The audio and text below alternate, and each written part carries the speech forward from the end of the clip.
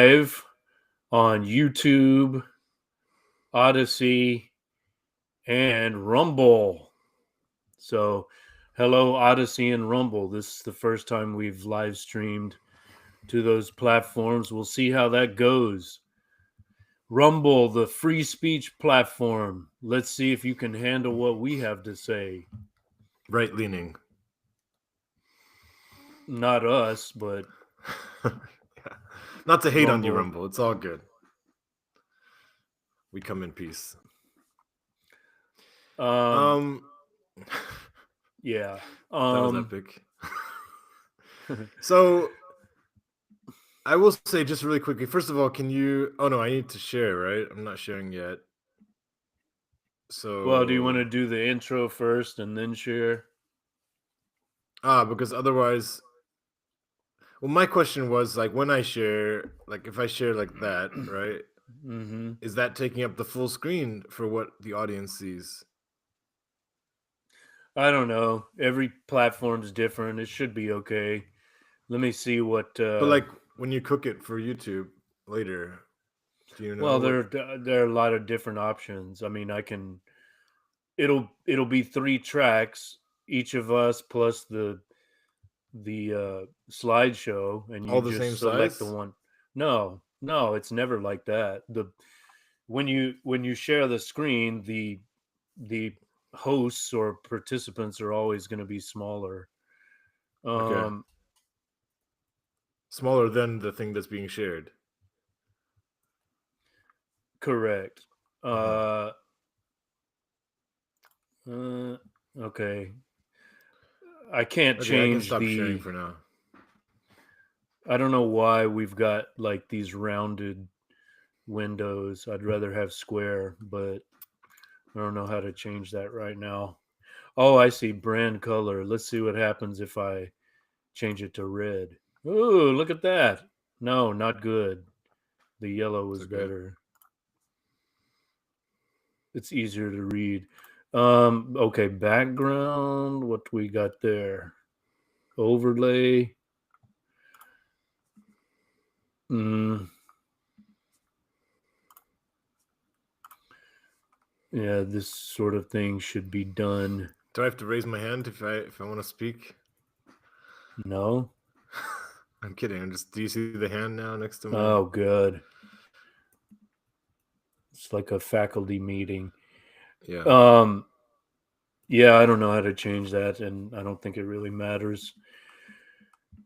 So let's do the. Do you want to do the intro, or you want me to? The official intro. Well, just really quickly, um, there's a lot of content right now in the slides, which I think is all like pretty interesting. But I just don't know if we want to just go through it and talk each time. Yes, Mark. Carry on. All right. So yeah. So that's probably the most like natural way would just be to like when Follow we've the exhausted slides. one. Yeah. Yeah. I mean, the other way though would be like to go through all the slides first and then like have our discussion. Huh? I don't think we've done it that way, but we could. Hey, audience, what do you think? Those of you in the chat. Oh, there's no one there. Okay. Well, there are Well, some ghosts. The ghost of Jamal Khashoggi is there. yeah. He just I isn't mean, appeared. Hasn't- maybe try it that way. My point is, there's Go gonna be a through them lot of all. content to read, though. Like, so we could alternate and do like that.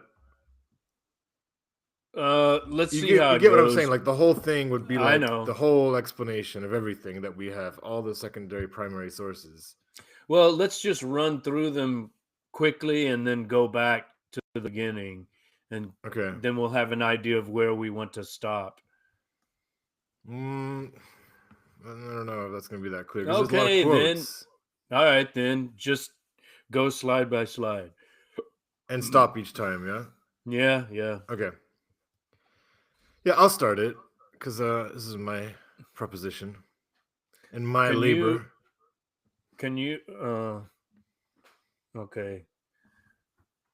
Our, the top of our heads are basically level.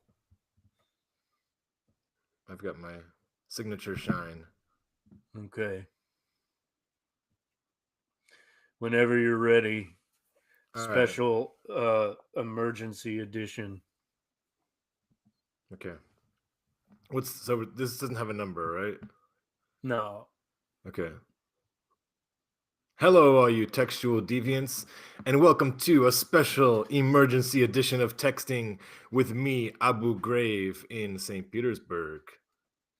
And me, the ghost of Jamal Khashoggi in Taipei. So today, just as the Riyadh Comedy Festival in Saudi Arabia comes to a close, the ghost and I will be giving our hot take, since it seems like every comedian and journalist has done so. And yeah, I think it's an issue that I wanted to hash out with the ghost because I found it to have fertile and plentiful gray area. And I'm not sure if you will find yourself in the gray, either after our discussion or during or are now. But if I had a strong opinion about this issue, it would be less tantalizing. But the fact that I feel there are merits to many different positions I've heard, and because of my own experiences in canceled or even non-canceled, but countries that are also in pursuit of the whitewashing that Saudi Arabia is clearly after. Uh, I think it's an interesting discussion. So, any initial thoughts before we dive into my meticulously made slideshow? No, let's save it for the commentary on the slides. Okay. Well, say something at least while I fire up the screen. Okay, well, maybe like you, I don't have an overly emotional reaction to this. I mean, I have certain thoughts, but I haven't like obsessed over this. I don't think it's as important as say the genocide in Gaza, you know. So I'm not dismissing it. I don't think it's unimportant, but there are other issues which are more pressing, Of course, I'm saying in my it's, opinion. as I said, I'm choosing to highlight it because it's um enjoyable intellectual exercise because, as I said, I don't know exactly how I feel about it. I understand. Yeah, Well, yeah, let's yeah. hash it So out. in that sense, Hmm. okay. Well, I've got this introductory slide which says great minds discuss ideas, average minds discuss events, small minds discuss people. This is attributed to Eleanor Roosevelt. What are your thoughts on this, first of all?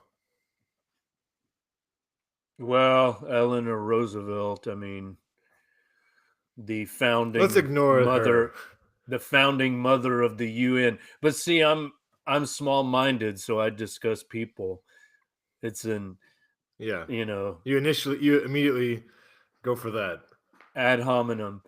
No, I mean, but I don't think that's irrelevant, right? Like, um, I think it's irrelevant in the sense that like it could be anyone, it's like it's just such a broad, like kind of axiomatic statement that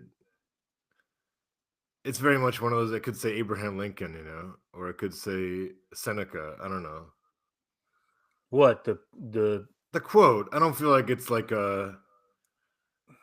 it's kind of generic, but kind of interesting to me.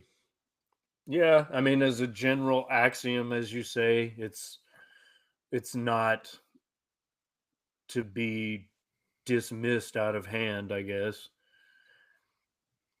But the source of certain statements and um I don't know, ideological positions is not always irrelevant. That's my point because For sure. the person saying it, if that person has a track record, we might question whether it's even sincere. You know what I mean?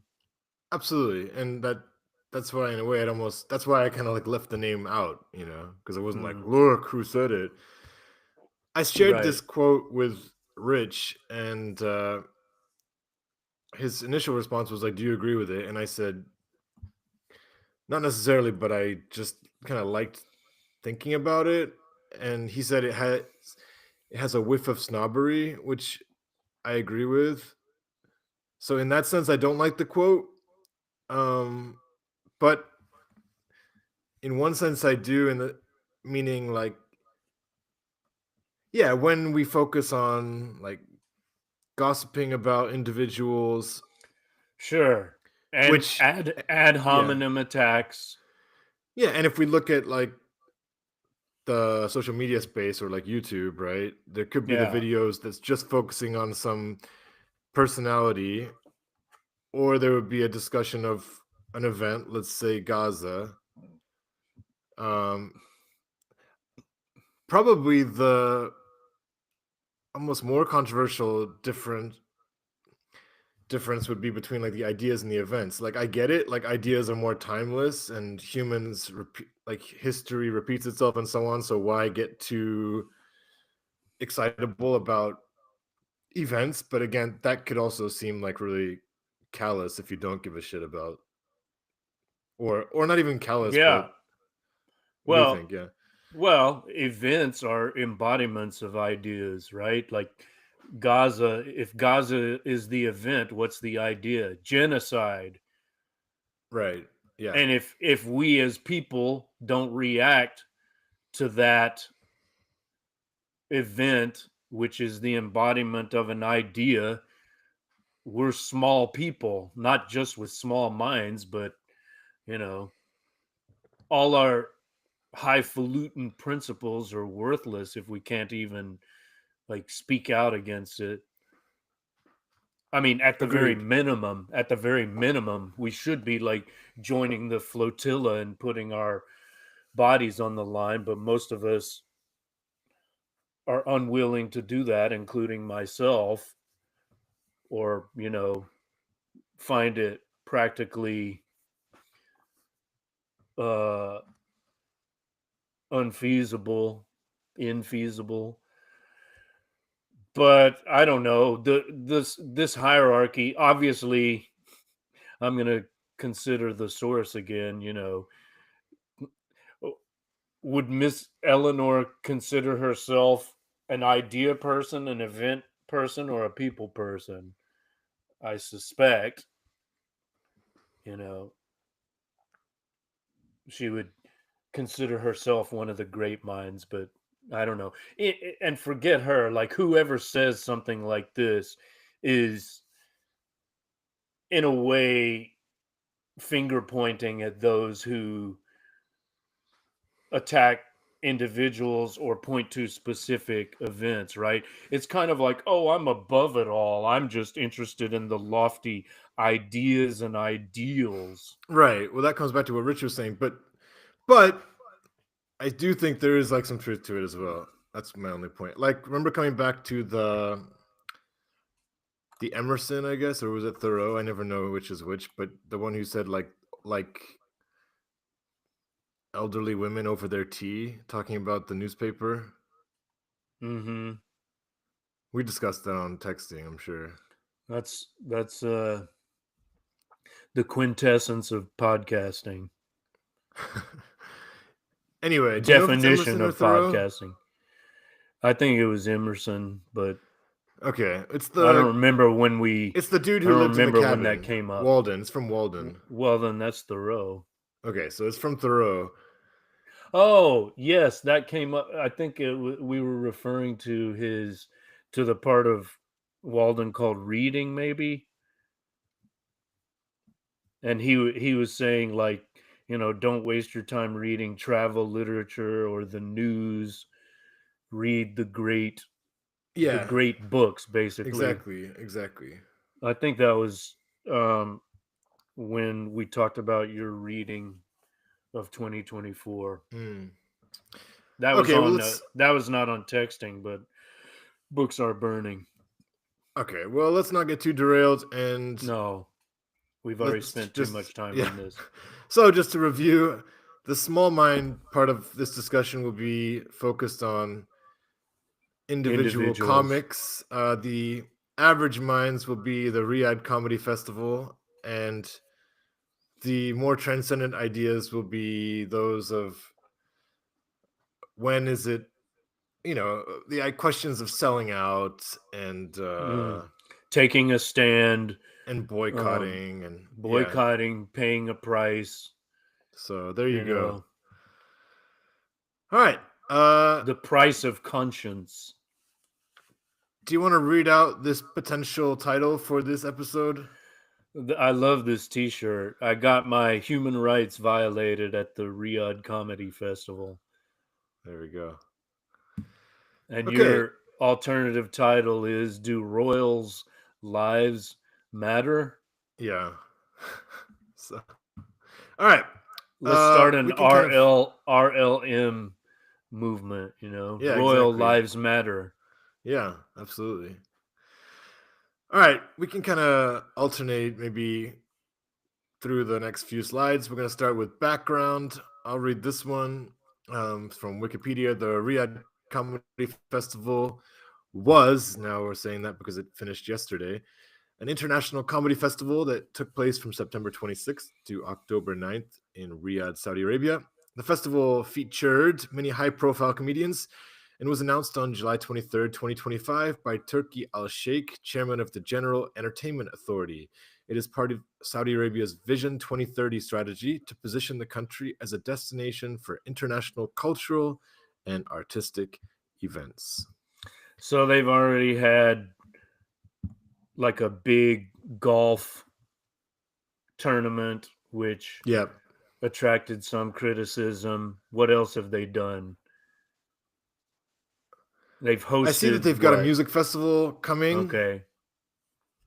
which so now all these artists are going to be under fire. It's more like kind of like electronic-y. So I don't know if you'd Hmm. know many of the names, but yeah, a lot of big Radiohead, I'm sure they'll DJs. go. uh, but yeah, I mean, obviously we've seen similar pushes in Qatar with the World Cup, and I think Saudi Right. Arabia, they have secured one of the next World Cups as well. Yeah. So, Yeah. and obviously Saudi Arabia is going on. Oh, and the football league that they've started, that's obviously like huge. They've got Cristiano Ronaldo playing there now, and it's surpassed most foreign leagues outside of Europe now in terms of big names and quality. Hmm.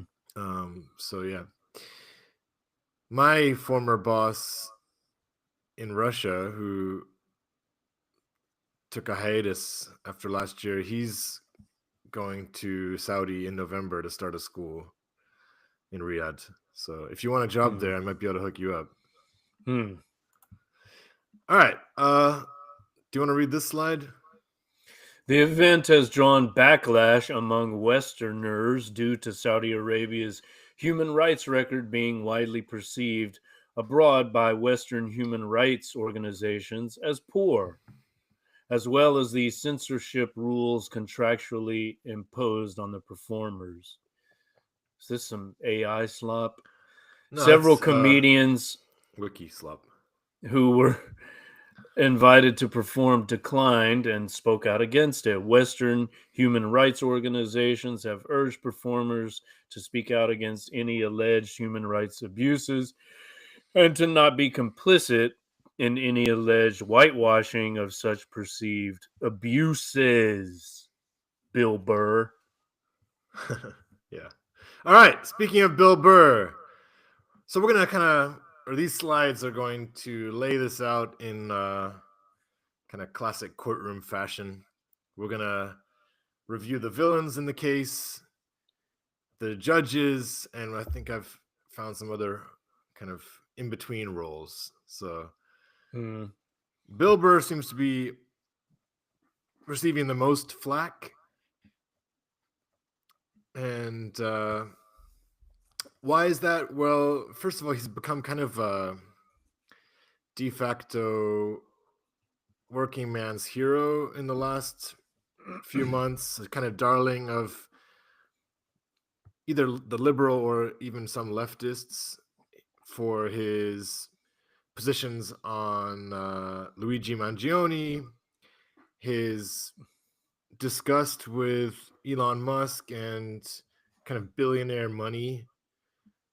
So, and maybe his willingness to be a prominent voice standing up against the quote unquote brosphere of comedy. Mm-hmm. So, one charge against Bill Burr is hypocrisy. Uh, People have dug up a quote from I think 8 years ago.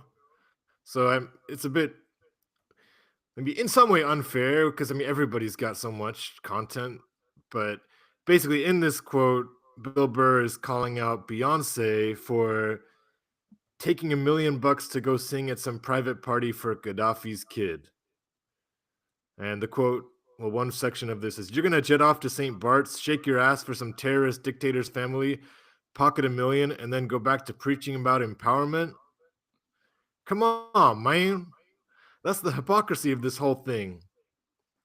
These celebrities, they'll take any if the check's big enough. It's like, oh, I'm all about the people until some crazy dictator waves a stack of cash, and then it's, where's my private jet? It's ridiculous. So yeah, it's what do you think about that? I mean, that's interesting, especially since Gaddafi. I mean, we did a texting episode on Gaddafi's speech before the UN. Remember that? Yeah, yeah. I think we were both much more sympathetic to him than we would be to MBS, right? The current leader of Saudi Mm. Arabia.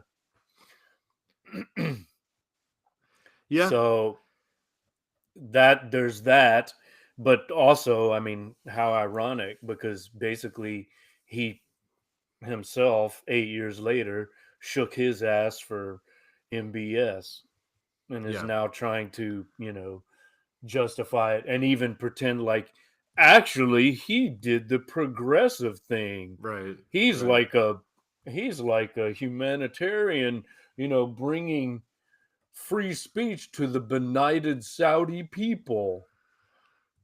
Right. Progress is slow. Come on, guys. Okay. I do think there is something in that vein though that is true. So do we want to talk about that right now or do we want to No, let's keep going. Okay.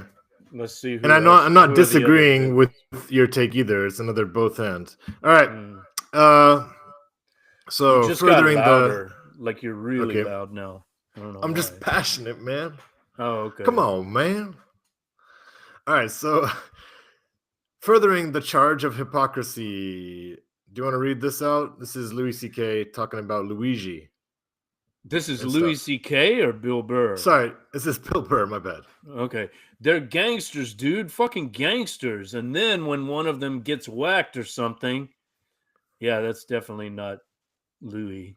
They're like, oh my God, he was such a good guy. Burr said of CEOs in the healthcare industry, which he labeled a dirty game. Yeah, Okay. thumbs up to all that. All right. Bill Burr has said a couple things so far in his defense, and I've picked out one juicy morsel, and your last section was pretty short, so I'll let you read this as well. All of these sanctimonious cunts out there who don't really sincerely give a shit, he said. If you actually give a fuck about those people and how they're living over there, there's going to have to be these types of things to pull them in. And I will tell you, the Cheesecake Factory in Riyadh, it's incredible. It's right next to Pizza Hut and KFC. And if you want a pair of Timberlands, it's across the street next to the Marriott, catty corner to the fucking Hilton. Burr also said that the U.S. was moving towards Saudi Arabia with, what's that? ICE. ICE. Oh, Sorry, I should have capitalized all of ICE. that. ICE. Yeah. Fucking grabbing moms and dads and sticking them in a van for making illegally made fucking tacos, which he called fucking insane. Okay, well, fair enough there. Uh, yeah. I mean, the whole question of if you're an artist, where do you play? Like if you if you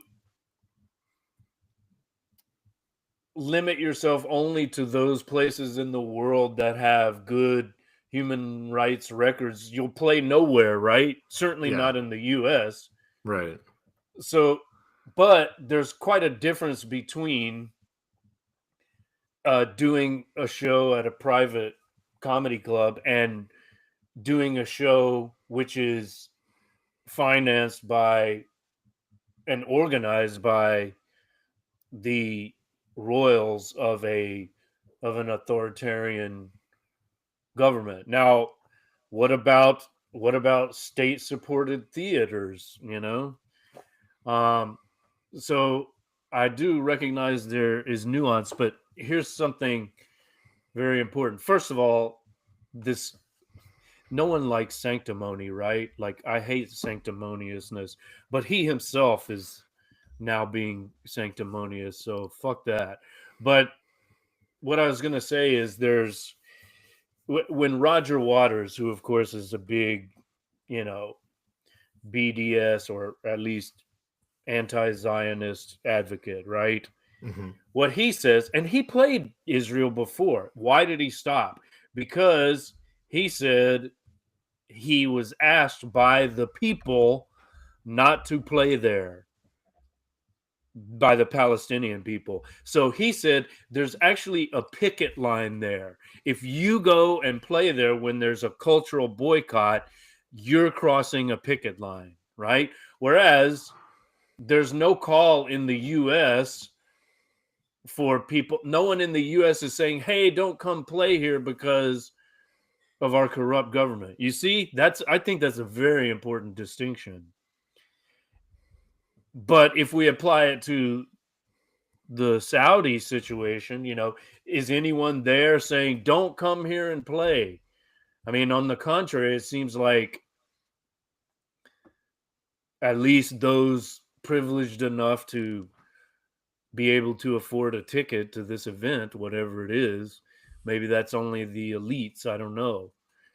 I don't Apparently, think it's according only to the elites. No, I mean, I think if okay, I was all right, living there, I could probably. I okay, mean, I think it was like $200 a ticket, so not cheap. it's not cheap, but okay, yeah, maybe for them, I think there's a lot of state support for folks over there living off the oil proceeds, so maybe anyone can afford it. I don't know. According to Burr, there were some hotties in the front row, Yeah. so okay. But all right, so I do recognize that distinction. I don't think it's as bad as, if there are levels and degrees, and I think there are. It's not as bad as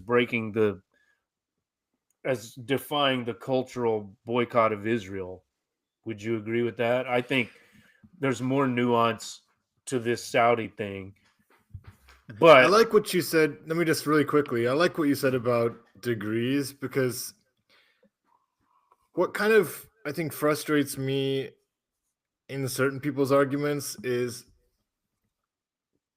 like one response to this that I've heard from different people I've talked to is the whole like what about America argument. And I agree with that 100%. So I'm not dismissing that response, but we can't just level everything either. Like we need to recognize that okay, all of life is a compromise. All of life consists of some selling out, but everybody has lines. And so what we're doing today is really kind of like weighing, I don't know, that. Yeah, but what about the Roger Waters distinction? Is that not like Yeah, I liked it. I all thought it was important? interesting.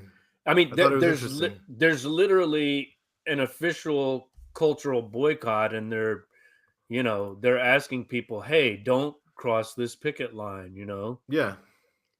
Um, But at the same time, like I wonder what he's saying, like Palestinians don't want him to play there. Is that what you said? yeah, Like how is that poll done? Because that seems like hard to get that kind of like what everybody knows who Roger Waters is in the Palestinian community.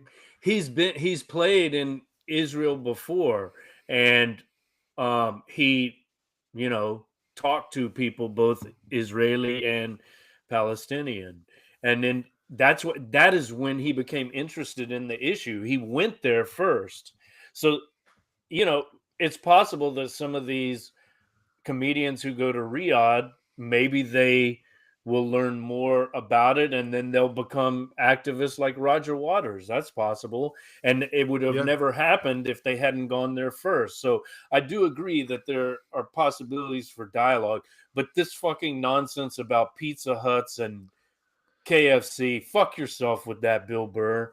I mean, that's just like you seriously think that's your justification? Oh, you can get Timberlands there?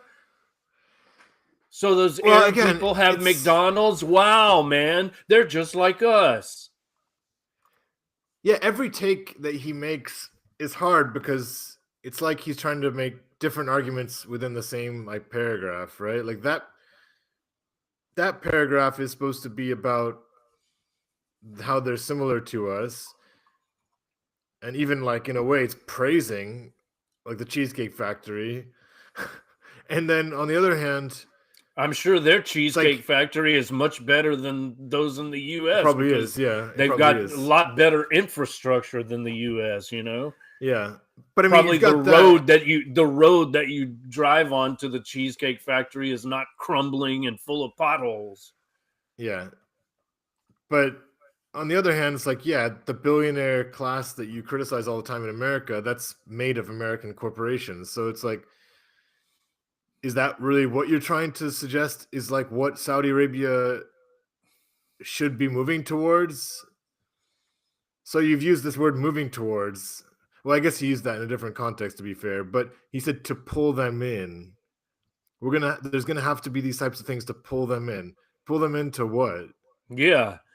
Is and then to what? To pull them into He probably more liberal means, values or to first the of all, Cheesecake Factory? yeah, right. Well, first of all, he has no idea what the fuck he's talking about. He's just emotionally reacting and trying to cover his ass and justify himself, I don't defend know. I feel like himself against these that's a attacks. bit.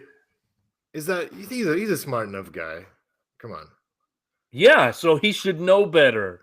He I'm should saying know maybe he that knows this what he's doing with this argument. he should he should know that this invocation of all of these, Western corporations is fucking nonsense. But if he had to explain himself, pull them in means, like open them up to free speech. Right. Now, the other thing is there free speech in the US? I mean, one thing I thought about as I was considering this topic and looking at some of the material that we were going to discuss on today's live stream on Yep. Rumble, Odyssey, Yep. YouTube, Brap, brap, brap. and Riverside. um I thought of Dick Gregory. Dick Gregory, the comedian who No. really became better known as an activist.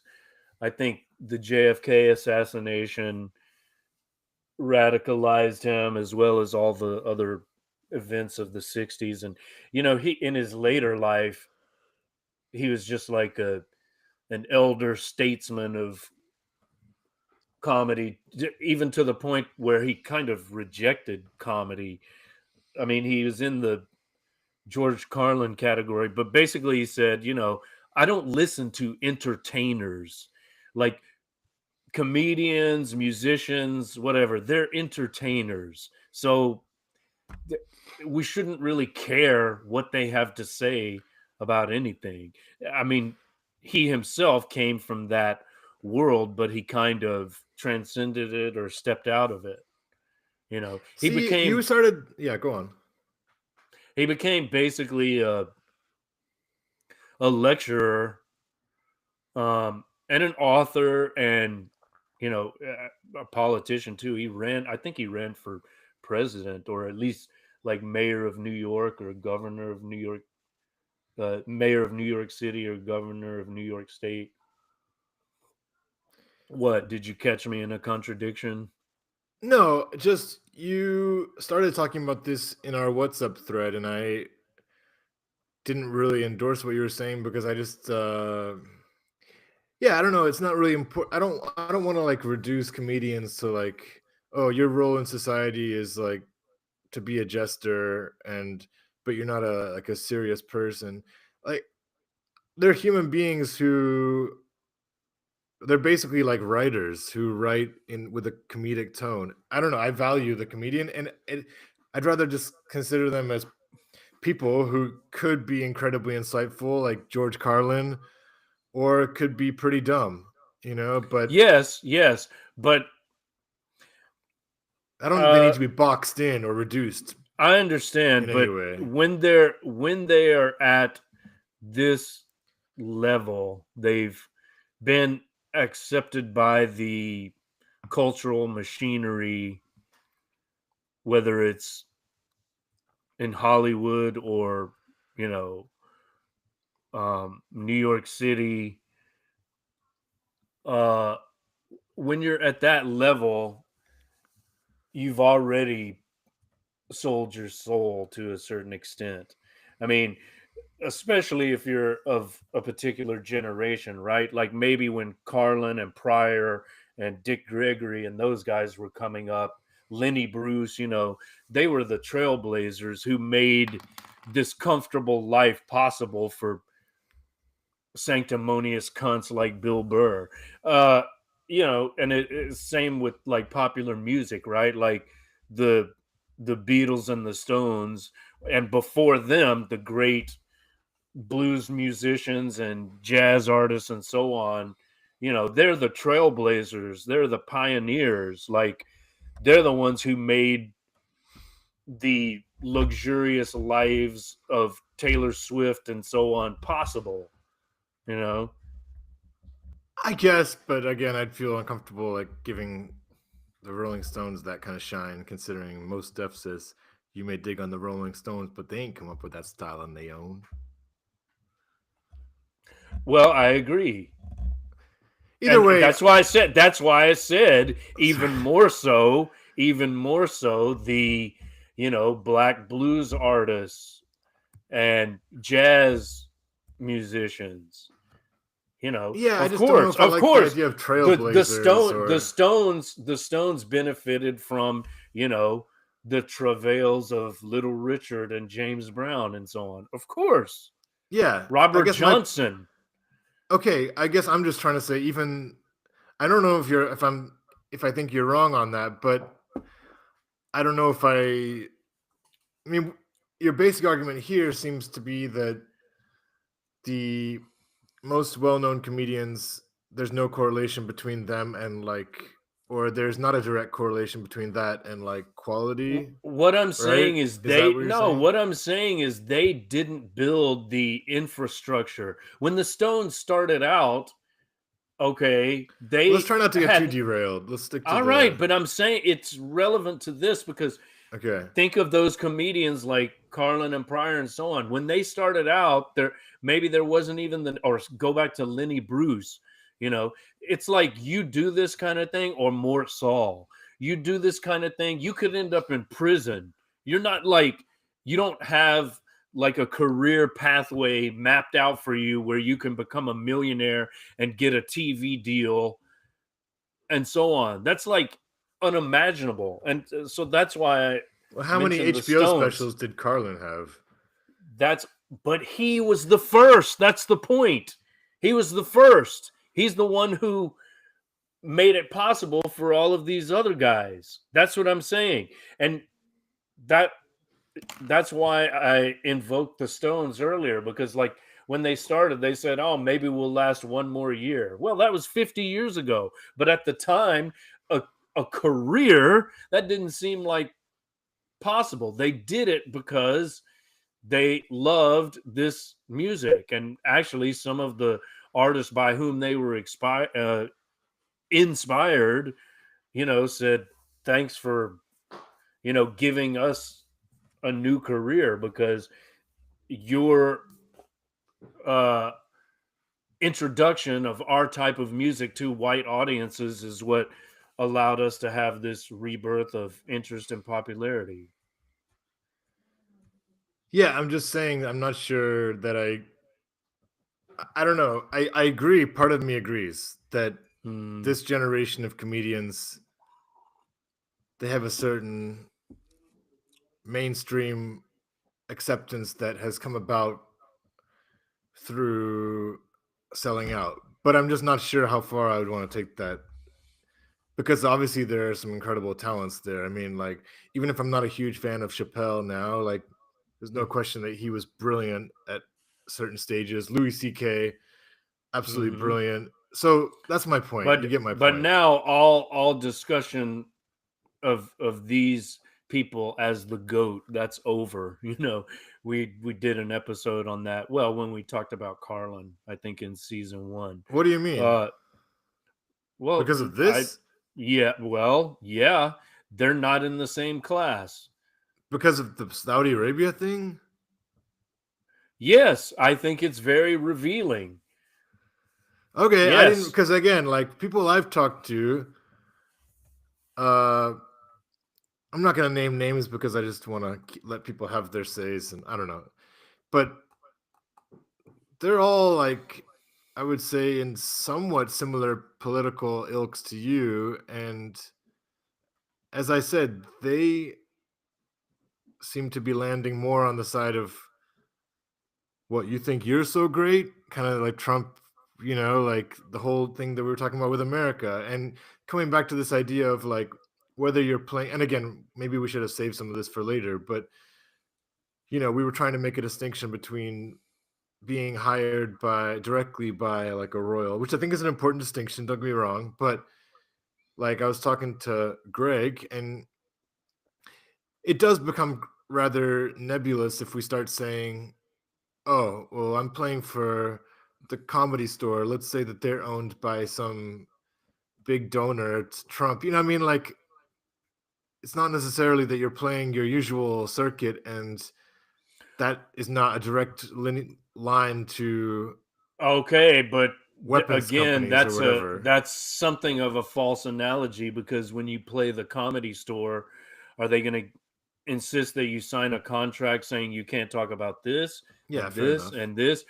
Although, you could say they're unspoken rules. Yeah, If you go play the fucking comedy mothership in Austin, Texas, right? You think you think they're people who are going to say fuck Joe Rogan, you know. exactly. And I mean, And and I and then think, he'll go have on. his Yeah. Navy SEAL bodyguards remove you. Well, my point is that there is, as someone who's teaching in Russia, who maybe is somewhat restricted in what I can say in the classroom, but there is always going to be that tension between like how much are you selling out by working under a system that is slightly oppressive or very oppressive, depending on how you want to judge it, versus, yeah, you actually are promoting dialogue, you are making a society more open just by your very presence. So I just want us to keep that angle alive. Okay, let's move on to our next. Well, I mean, related to that is the adage, which most recently I read in a book by Douglas Valentine, um, who said, no heroes. There are no heroes. Stop looking for heroes. I mean, I'm sure that's not original to him, but that's an important thing to remember, right? Like, and or I guess there's that other expression: don't meet your heroes because they'll disappoint you. Yeah, and I mean, that's why I think I was a bit taken aback by your comment earlier that these people are all out of the GOAT conversation now, because I'm not looking for comedians to be my social justice heroes or my moral heroes. Same for Yeah, writers, right? I'm I looking understand. for I quality of understand. material. Well, with writers, I don't know. I don't know. I mean, I've also noted the disturbing trend, which I think I mentioned in our WhatsApp chat. It's like now people expect their comedians, stand-up comedians, to be like life coaches, right? That's kind of the Dave Chappelle trend, or preachers almost. You sent me that Trevor Noah video, and it's like people are expecting him to basically, you know, extemporaneously provide them with an op-ed, you know? Yeah, but Carlin does that too. We just like him better. I know. But like he was the first, or one of the first. He was the trailblazer, and these other guys are like, poor men's Carlins. I think it's Like just they just about how much you like the take, or how fresh the take is to you, or how consistent the take feels to you. okay. Well, let's look at this fucking All right. asshole. All right. This fucking asshole, Pete Davidson. I don't even know Chump. enough. I don't really care about this guy, but yeah, he He did was get. on SNL. Yeah, I don't know, hate him or something, but I just No, don't feel he's any done some draw. funny bits. There's some funny SNL skits he's been in, but if you're looking He seems pretty for douchey. yeah, he is. If you're looking for intelligence, not at the level of Jimmy Fallon, but he's a fucking, and he'd be the first to admit it, right? Like he's from the Adam Sandler dumb fuck school of comedy, and I like Adam Sandler, by Yeah, the and I was way. gonna say like that. Then Guilty that recent pleasure. film of Adam Sandler, that one that he played the serious role, I thought was. I watched that recently. The Which he one? played the chronic gambler in New York. Oh, uh, Uncut Gems or Yeah, whatever I the was fuck. very impressed with that. Thought it was fantastic. Anyways, let's continue. So he has also been under the spotlight because his father died. He's a firefighter in 9/11, and so his Hmm. response to that, well, he says, I get the routing and then I see the number, like the money he's being offered, and I go, I'll go. Davidson said as he explained his reasoning for going. I've been getting a little bit of flack just because my dad died in 9/11. So they're like, how could you possibly go there? It's like, this quote is so lame, man. I'm Well, not even but judging him there. It's just such a lame quote. he's a moron, and he'd be the first to admit that probably. But I guess he can be entertaining. We've got a I've laughed at comment in our live I've stream laughed chat from Hire. laughed at some shit he said. Do you What's know the who Hire comment? is? I don't. Where It are says, we? never trust a grown man wearing a hat backwards. Hashtag warning signs. I think this is Craig. Okay, well, I think that's Uh, oh shit! I wear my hat backwards sometimes. I'm not today, but you're lucky. yeah. Guilt by association. Okay, shall we move on? Well, So, are yeah. you? Well, before we do, I just want to say, that's the criticism of him for that. I mean, what Saudi Arabia is the only guilty party when it comes Yeah, to I nine agree. It's eleven. pretty stupid. That's pretty. That's so in Like that what? sense. But if he believes it, that's the point. I think. If he No, it's believes just it, then like, it's pretty weird. the Saudis killed my dad. No, but he's kind of dismissing it, right? Kind of. But I mean, like Shane Gillis, which we'll get onto in a second, that was his primary reason for not going. Is that 9/11 association? So I'm not sure Pete Davidson has really He dug hasn't. deep enough to No, to he know. hasn't. He hasn't thought it through. Interestingly, Pete Davidson was in a movie with Bill Burr. He played his um stepson or the son of his love interest, Marissa Tomei. It's called The King of Long Island, I want to say. They had a pretty interesting rapport. Okay. If I have some annoying sound from the background, we've got a laundry machine guy here fixing our laundry machine. Hmm. So pardon the whirring. All right, let's move on. So is he guilty I'm or not self-conscious guilty? about the Or are backwards you baseball cap now. all right, but really quick, as the ghost of Jamal Khashoggi, Hmm. is Davidson guilty or innocent of this charge? Accepting blood money, like the Matt Damon character in Syriana. His son gets electrocuted in the pool of the Saudi ambassador or whatever, so they give him a contract with the, I don't remember what it was. That kind of blood money, like we killed your family member, so we pay you off to keep you quiet. Is that the implication? Sir, you're filibustering. Can you read the verdict? Is that, I'm asking if that's what we're talking I don't about. know, bro. I'm telling you the Okay, what I the just overall lost charge is interest. I in the just public. lost interest. Okay. No opinion. All right. Uh sorry, for some reason here we go. Okay. All right. And I didn't manage to have time to pull up any associating accompanying quotes for Louis CK, but he's also in the spotlight. And I think Louis CK is doing a rebranding right now. You know, he's painting himself now as a novelist because he's got a book coming out. And even the way he came off in this recent interview with Theo Vaughn, it was like very much this more scholarly air in the way he was dressed in a cardigan, and just he was kind of somewhat remorseful about some of his previous takes about like using words like retarded and maybe some of his more, whatever you want to call that, offensive takes. I'm not mad at Louis C.K. And I mean, as a human being, Your about volume this, just increased dramatically. it's just to please your ears. Okay, anything you want to say about Louis C.K. or can we move on? I saw him talking to The the Antichrist.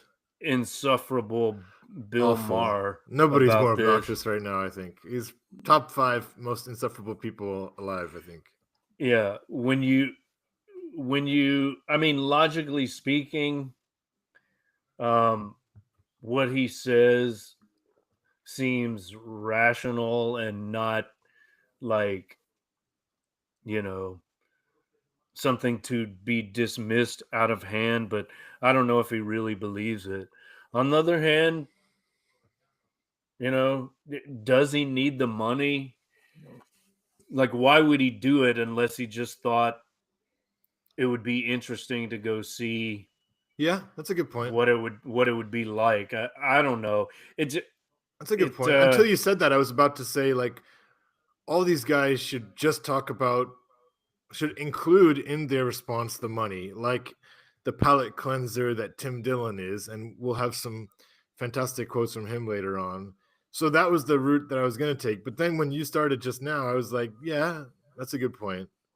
Well, he in that interview with dipshit Mar, he says like he's good friends with David Cross and Mark Maron. I mean, he was roommates with David Cross Yeah, apparently, and I know he's been on Maron's podcast. And Maron, that guy's fucking hypocritical piece of shit himself. my But dad was the biggest fan, maybe he still is, of the WTF podcast. I mean, I've I never really listened to listened it. to it, but I've listened to it, but anyway, uh, so what's my point? Well, Louis says, I'm glad these guys are raising this issue. I'm glad they're saying that, and maybe they're right. So he didn't get defensive like more. Those sanctimonious cunts. No, I'm actually a progressive. He says, well, maybe they're right. Maybe I shouldn't be doing this. I kind of, and Bill Maher admire. saying you guys are so brave. What a fucking idiot. I mean, Do you think we hate Bill Maher this much because we used to like him, or I know I used to like that's him? Is that's that probably part of it. It's like the contempt we now have for someone like Bernie. or how people feel about Dave Rubin, like the vitriol with which some of the Well, I never thought he progressive was. left. Yeah, he's always been even when he Yeah, was well, I don't even know why I mentioned it on the pod. something Let's else. move He was. on. He's not Yeah. even. Should we? Can we go on? All right. Yes, please. So the Nice alleged. slide. Yeah, thank you. The not the maybe direct sponsor of this event, but the by association sponsor was the House of Saud Demar. What's his name? Saud Demar Marquis. Marquis de Sade. Marquis de Saud. Yeah, Marquis de Saoud. de Saud. I didn't even realize they have this like official House of name. I think it's kind of sexy in a way. Getting that kind of like I don't know, what is that, like a British medieval aesthetic, or is it like a fashion aesthetic? Yeah, it's like House of Versace. Except you get your body chopped up into pieces. But okay, that's the only. Isn't Does it come from like British noble class though? I don't know, man. I House don't of know. Yeah, you do. You have the answers. You're smart. You're well read. But that like, you really don't know. If you don't know, it's okay, man. I'm just asking. I've heard the Like the phrase House of House of. something. Yeah. Don't they have that like House of like? Isn't that like a British Yeah. thing? Mm-hmm. House of Doncaster. Yeah, it would be something like that, wouldn't it? Mm-hmm. And you'd have your House crest of and so House on. of House of Doncaster. Cheesy Doncaster. Okay, fine. Let's move on. Hurry up. All right. So this is from a BBC article. Someone whose name was protected, but just like a random audience member to kind of gauge the the local reaction to the shows. But kind of interesting. I'll breeze through this. So let's say random expat who watched the show or a show. There were sex jokes and wife jokes. It's really unusual to see this kind of comedy here in Saudi Arabia. And then the woman, whom we're calling Sarah, said the comedians avoided discussing Saudi Arabia's controversial human rights record, but that didn't particularly bother her. People here don't care about those topics, she said. If they did, they wouldn't live here. I think that's kind of funny because it's like, what are you saying, that you don't care? Maybe, I guess she's saying that, but it's kind of funny because like when I lived in Qatar, it didn't mean like I completely didn't care. It's just like I weighed You the lived pros and your cons and life. I took Yeah, the check. yeah. I forgot that you lived in Qatar. Yeah. How long were you there? 1 year. I can only do a year. Were you in Doha or what? Yeah, but Carlos is in Doha and he's like ready to stay there for the next decade. Didn't they just bomb? Didn't Israel just bomb Yeah. Yeah. his city? What Yeah. was he? Was he? I mean, he near mentioned that, or? that it was, disturbing, but Okay. yeah. What? So your experience? We'll get into that some other Okay, time. But yeah. I Sure. mean, No, I mean, we don't, of course, Qatar is not Saudi, but still, Qatar has issues of its own when it comes to yeah, human rights, right? definitely. I mean, there were a lot of anytime we have this discussion, we always have to remember the worst human rights violator in the world is the United States. So yes, sir. Yes, sir. we're number one. All right. So We're an hour in, Another. by the way, so Thank you. let's. Yeah. Another local, Zane. Again, not necessarily this person's real name. Zane acknowledge. You want to read this one? Zayn acknowledges there's no getting away from the fact the comedians in Riyadh won't be making jokes about the state or its leaders as they would elsewhere. So you can criticize them for that, he said. But holding an event like this was helping to open the eyes of the population. Every Saudi who attends a show like this will learn something. You had gay jokes, trans jokes, sex jokes. They're being really open about everything aside from the government and religion, Yeah. which I guess is related. Okay. We don't have Keep to say too going. much about that. All right. This is. So we're moving now into the judgment Hey, part of hey, the what did pod. you just skip something? I know. I'm just quickly trying to decide what the most logical way is because I maybe didn't have enough time to curate this completely.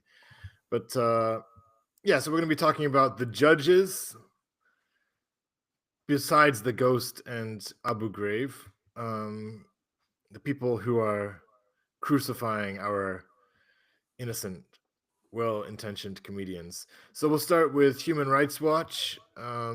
They have said the 7th anniversary of our co-host Jamal Khashoggi's brutal murder is no laughing matter, damn it, and comedians receiving hefty sums from Saudi authorities shouldn't stay silent on prohibited issues like human rights or free speech. It Now, we, was it on the exact 7th anniversary or uh, I'm not sure, but I don't really care about that. I mean, whatever. I'm not really into anniversaries.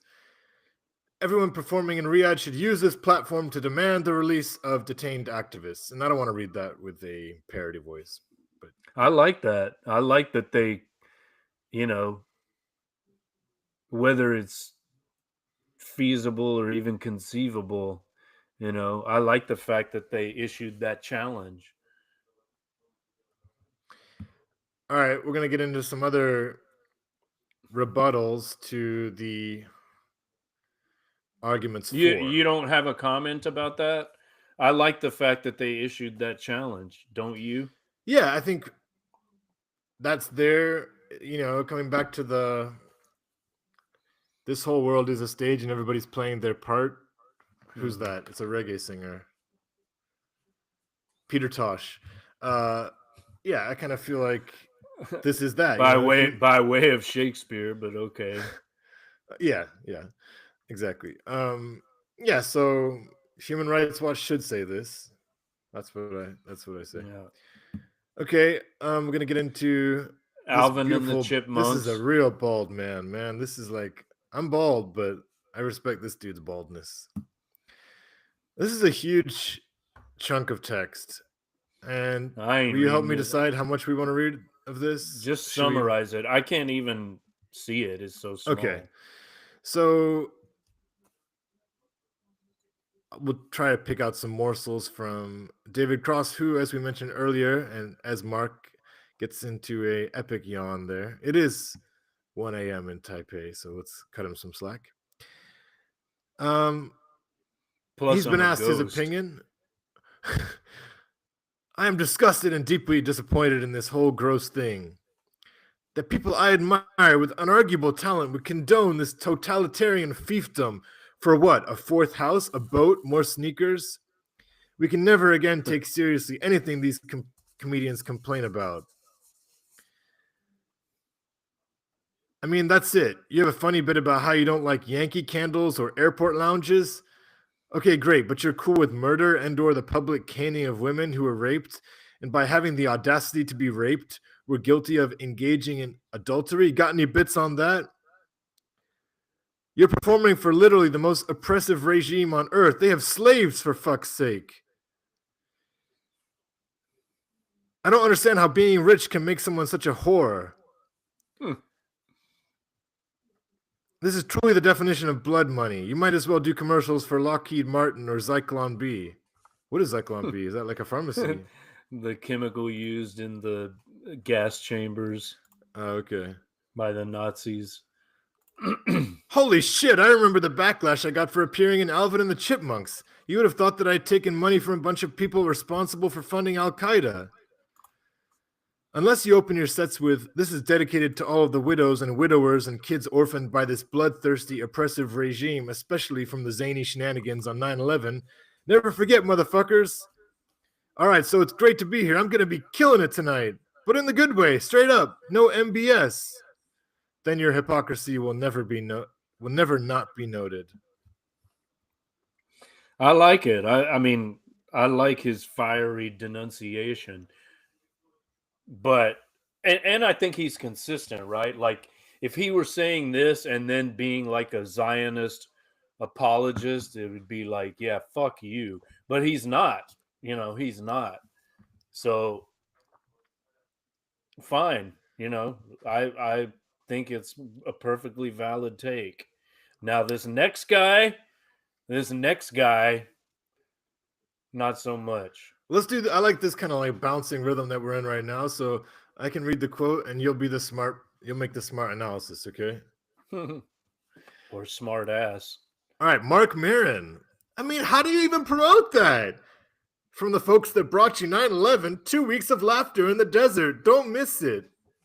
I mean, the same guy that's going to pay them is the same guy that paid that guy to bonesaw Jamal Khashoggi and put him in a fucking suitcase. But don't let that stop the yucks. It's going to be a good time. And to Jamal himself. That's you. What, am I supposed to read You gotta something? do your, I can't see you gotta it. do no. You gotta do your hot take in response to Maron. Oh, over to me. Well, I mean, no, sorry, Mark Maron. Weren't you shilling for Biden? I mean, how much blood does he have on his hands? You Democratic Party operative, you know.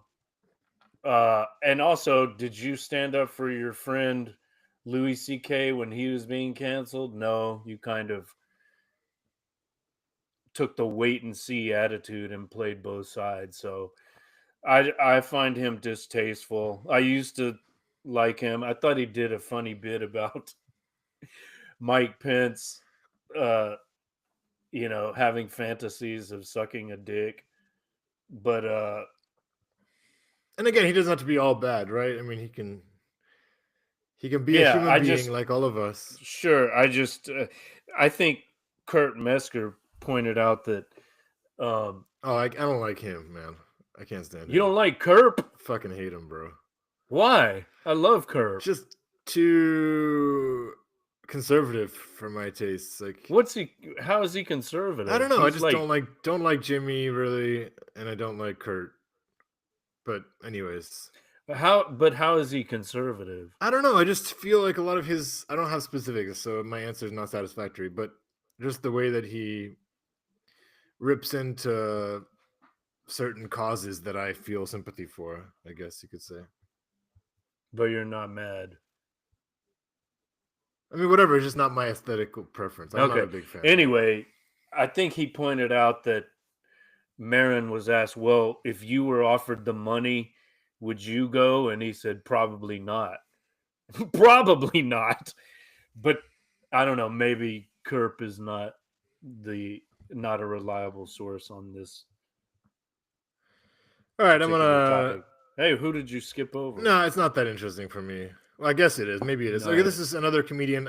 I don't know him well, but he's in like the Stavi universe, and I love Stavi. He's like my favorite comedian right now. Who's that? The Greek guy? Yeah, yeah. He's on Tires with Shane Gillis. Do you watch that? He is like consistently. No, he's got his own show called Stavi's World. He's a fat dude with glasses, right? Yeah, he's awesome. Stavros Halkias.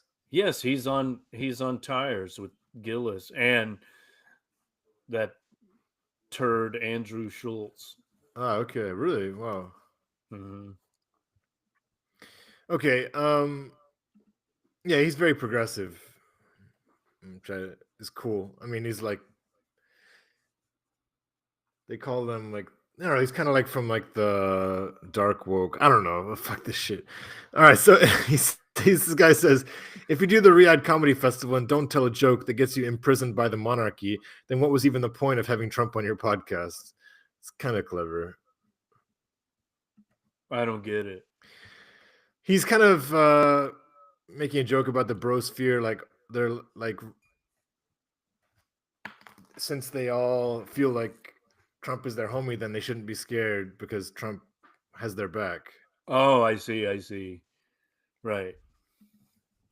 Okay, and I have another somewhat banal, so I don't want to like spend time on it. Take from a British comedian, Rosie Holt. Not mad at her, but and then we can skip this too. All right. Okay. Doing a lot of skipping. Well, we're pretty deep in, right? And Yeah. I'm fine with it. how about this? We can either pause for a second or you can read this pretty interesting editorial from Jonathan Liu of The Guardian. It's too small. The print is too small. I Okay. read it. Okay. I like how he quotes Bakhtin. Overall, I liked his. Overall, I liked his article. Pretty good take. Okay. I have to go to the bathroom. You need to. Oh, okay. Well, let's just. We'll do a pause. Yeah. Okay. We'll be right back, folks. Pardon? Yeah, we'll be right back. Play the hold music. Let's see what we got here. DJ Jamal Khashoggi in the house. What do we want to hear?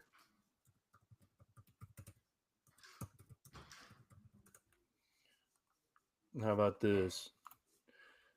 Okay.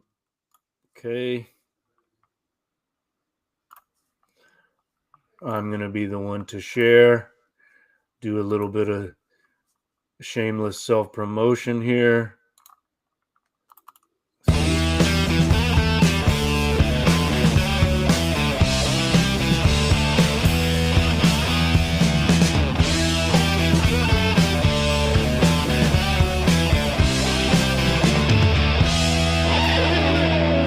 Programming starts in the home with the family, continues at church and at school.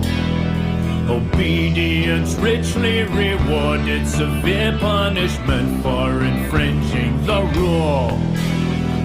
Once beaten down and completely humiliated, find a scapegoat to blame. Then you'll be ready to forfeit your will to a boss who embodies your shame. Bootlicker on your knees, ain't that shiny, shiny leather and tees. A thug in a uniform can always make you perform. You're enamored of the bully boy, an honor to be his toy. You suck up and punch down, but your great white daddy's a clown. In some mythic past, your tribe ruled the land and the sea, or so you were told. But now you feel victimized by the unworthy and think that your birthright was sold. So follow the leader to soulless perdition and never admit it's a con. You are the sub in a kinked up relationship, bow to the mafia don. Bootlicker on your knees, ain't that shiny, shiny leather and tees. A thug in a uniform can always make you perform. You're enamored of the bully boy, an honor to be his toy. You suck up and punch down, but your great white daddy's a clown.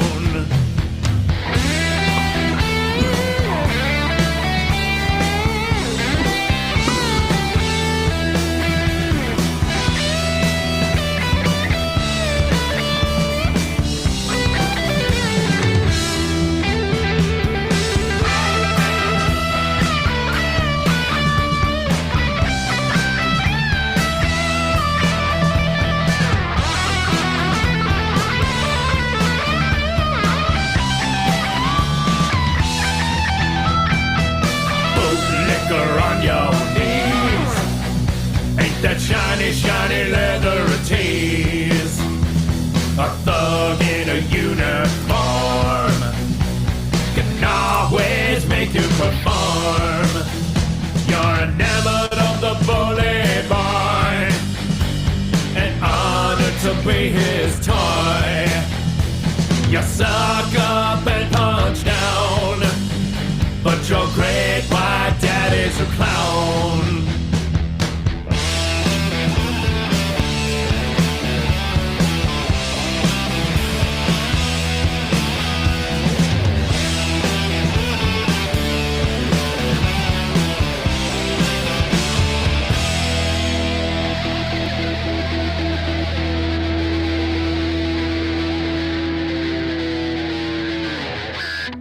And we're back. You're listening to KTAR 620 AM on your drive home from work. I'm Abu Grave, and I'm here with the ghost of Jamal Khashoggi.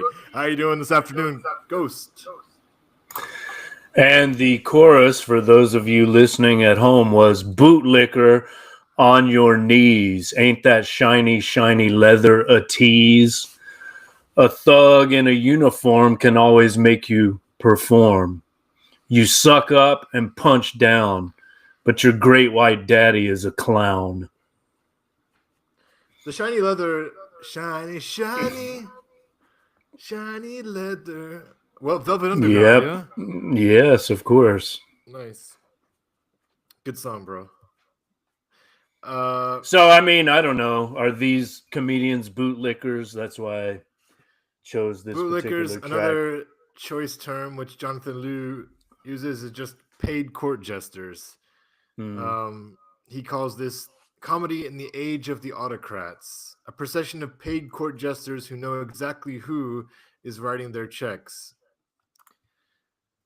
Maybe I'll just read a couple because I'm refreshed, I'm rejuvenated after my urination.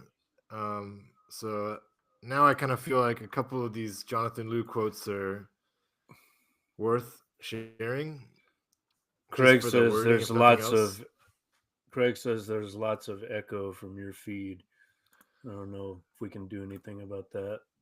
Hopefully you'll edit that in post. Apologies, Craig. Maybe I'm just getting too emotional. The recording version should be better, but I don't know what's going on. Inshallah. But you're hearing me okay? I don't hear an echo in my headphones, but maybe over the live stream. I wonder how well this is working with the various platforms. I guess we'll check that later. All right. Indeed. Now that all my post-urine excitement is deflated. No. Let me read a little bit of this next paragraph. Of course, it is not hard to divine the true motivations of the new Saudi court jesters. By and large, these performers are established. You want to share the slideshow again? Again, bro, you're like, oh man, now I'm down to like the last dregs of my post-urine high. Oh. Okay, fine. Here we go. Take 3. Of course, it is not hard to divine the true motivations of the new Saudi court jesters. By and large, these performers are established household name comedians already financially secure and simply leveraging their reputation in pursuit of another lucrative payday. I think that's a bit harsh. So let's look at this last section. Carnivalization. Okay, why don't you read that bit then? I can't. It's too small. But I see. The Russian literary theorist Mikhail Bakhtin deployed the term carnivalization to describe the disarming characteristic of laughter, its ability to dissolve conventions, social norms, and traditional hierarchies of power. And it sounds like both some of the comedians and even the audience, that's what they're pointing to when they discuss its merits. But Jonathan Liu goes on to say, but what exposure is realistically possible at a festival organized by state decree, where tickets cost up to £200, where performers are given 5-star treatment and given a list of prescribed topics?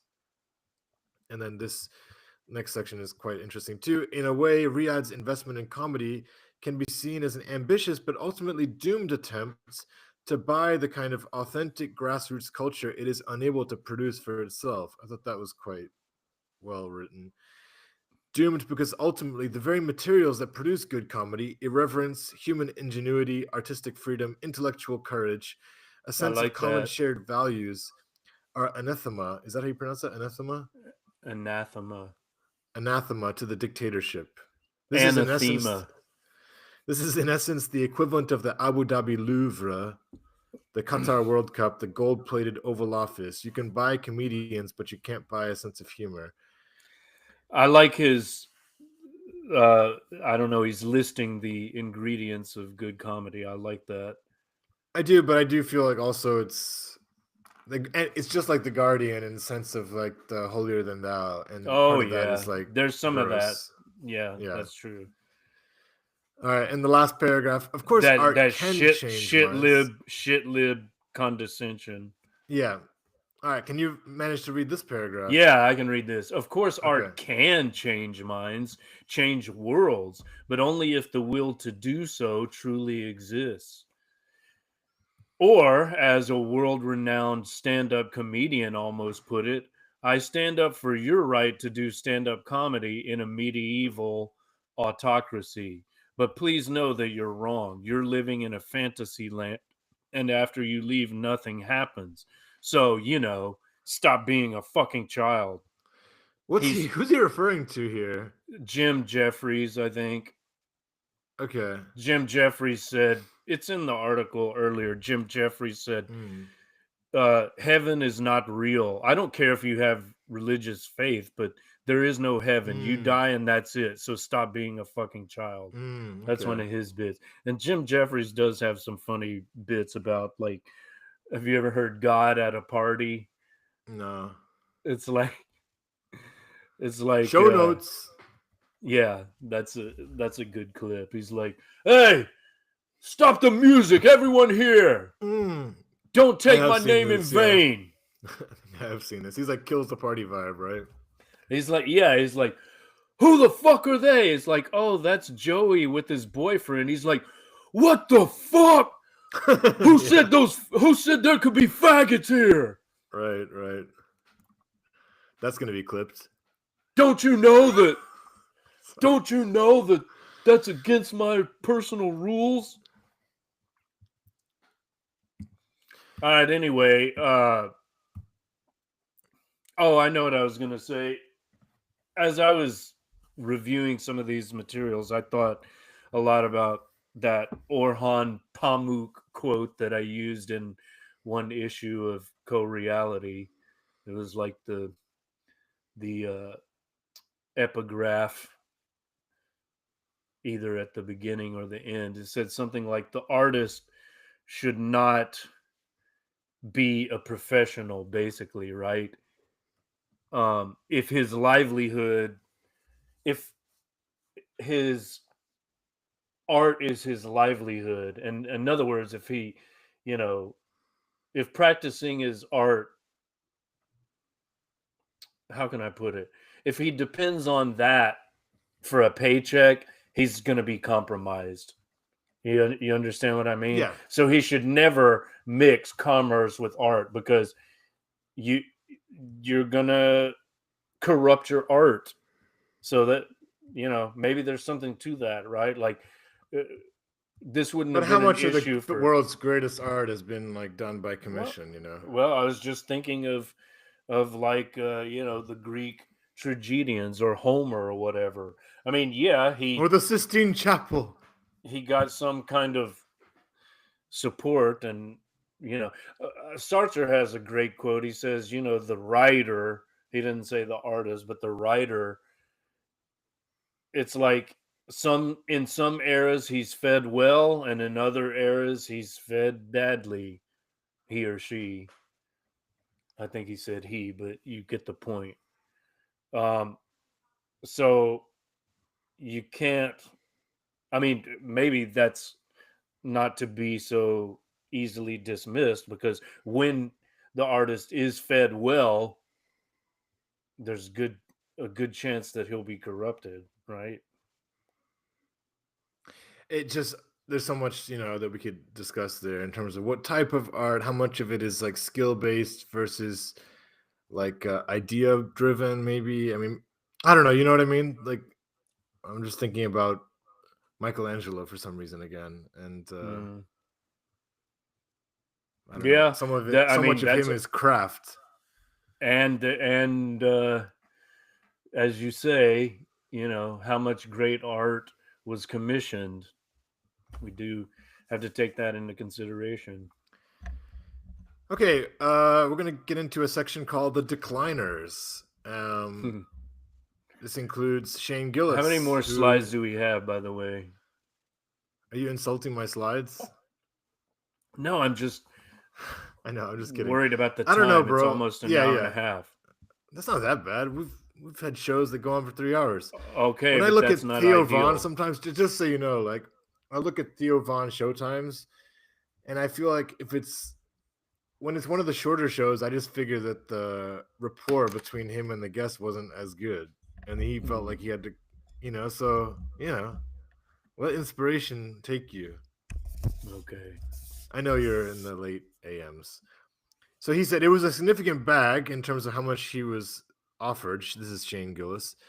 But I had already said no. I took a principled stand. I think maybe I don't know if he's taking the piss out of himself there at the end. It kind of sounds like he is, but Yeah, yeah. he Um probably uttered that with great sarcasm. yeah. Uh Nimesh Patel. I don't know too much about him, but he is a name.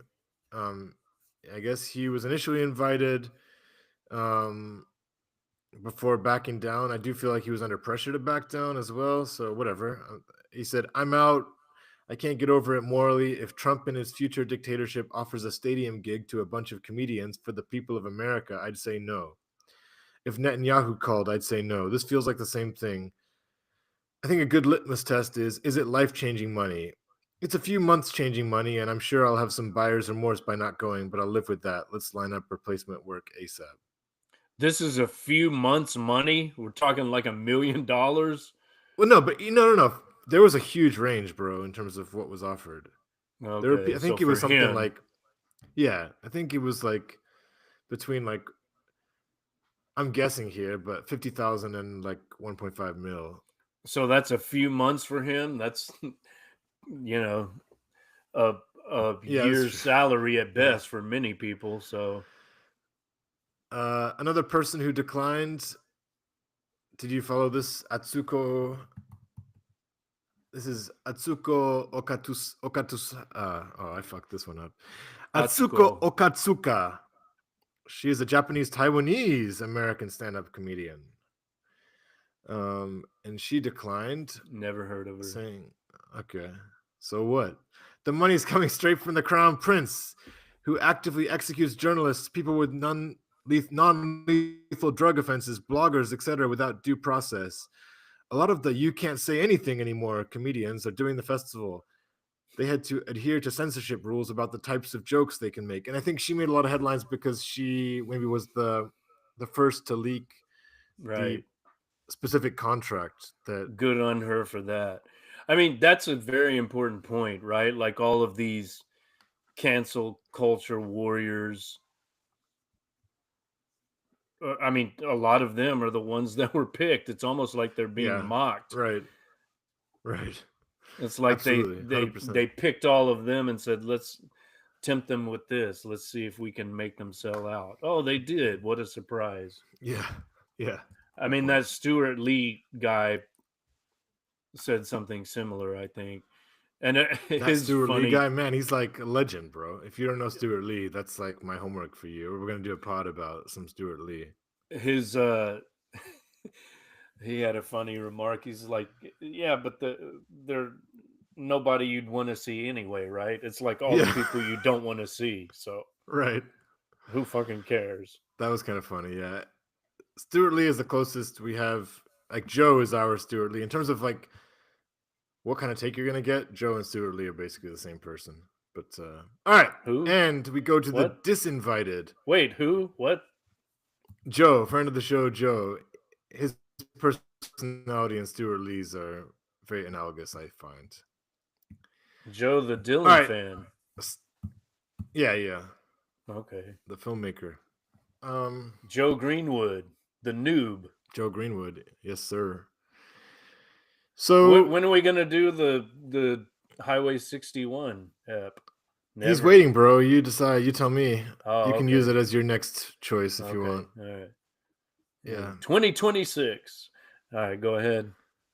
So Tim Dillon is such an How many interesting more comic slides? for me. Man, this guy just knows how to. We're not that far. What, away. man? What? I don't know. I don't know. Okay. right, What is that? we're Is that near a the end. reference? Yeah, that's what you said to me earlier when I Okay, asked a okay. simple question. I don't know, man. Okay. All Bro, right. you've been puncturing my decibels several times on this show. Really? I bet you Am I haven't had some loud? people coming up to me after the show and being like, "Yo, Mark was like bullying you, man. I don't like the way he does that." Oh shit. All And right, I'm just a ghost. exactly. How can I Okay. bully you when I don't even have any limbs, man? I was chopped up and All right, really sent quick. home So in a Tim Dillon box. is interesting for me because, like, in a way, he's my favorite comic right now, and at the same time, he like manages to trigger me. And maybe that's a success on his part. It probably is. And I think at this point, he's just goes after everybody. Like he definitely goes after the right now, even though he was kind of in the Trump sphere. And he also like he had a big thing in the last episode about like wishing Netanyahu would kill Greta, like wishing he would have taken her out, like which that pissed me off because like he's just like he just finds her so annoying. So but then he also is like very anti-Israel. So I don't know, whatever, right? You get the point. But as far as like writing and entertainment value, he tends to be pretty high up on my scale of entertainers. So Is he writing pretty or just hilarious. riffing? I would assume it's a combination of both. Mhm. So he was invited. He claims his offer was $375K, and he was disinvited after making these remarks. So, can you manage to read these? You could start this section if it's big enough. Let's say in this hypothetical world, there are slaves who can't leave and they have to build these beautiful things, gorgeous marble crystal things. Do you think a slave father wouldn't look at his slave children and go, "Your father built that. You're nuts. You're nuts. It is beautiful to have beautiful things." And if I'm a slave and I've just built a beautiful thing, I'm telling my wife and my children, "Look how beautiful that is and how grateful and how thankful we are." Okay. And he said they should have had the Tel Aviv Comedy Festival, and they should have paid us all millions of dollars. And then I would have went over there, and I would have went, "Listen, it's human shields, and Hamas is stealing the food," or whatever they're fucking talking nonsense for the last 9 months. We're all supposed to believe, whatever. I go, "Release them," and this is what it's about: the hostages. It's not about all the other greater Israel stuff. Why would you say Epstein was in the Mossad? What are you talking about? He had no connection with anyone. He was just a pervert who had $2 billion and was friends with. What do you want? You want to take this?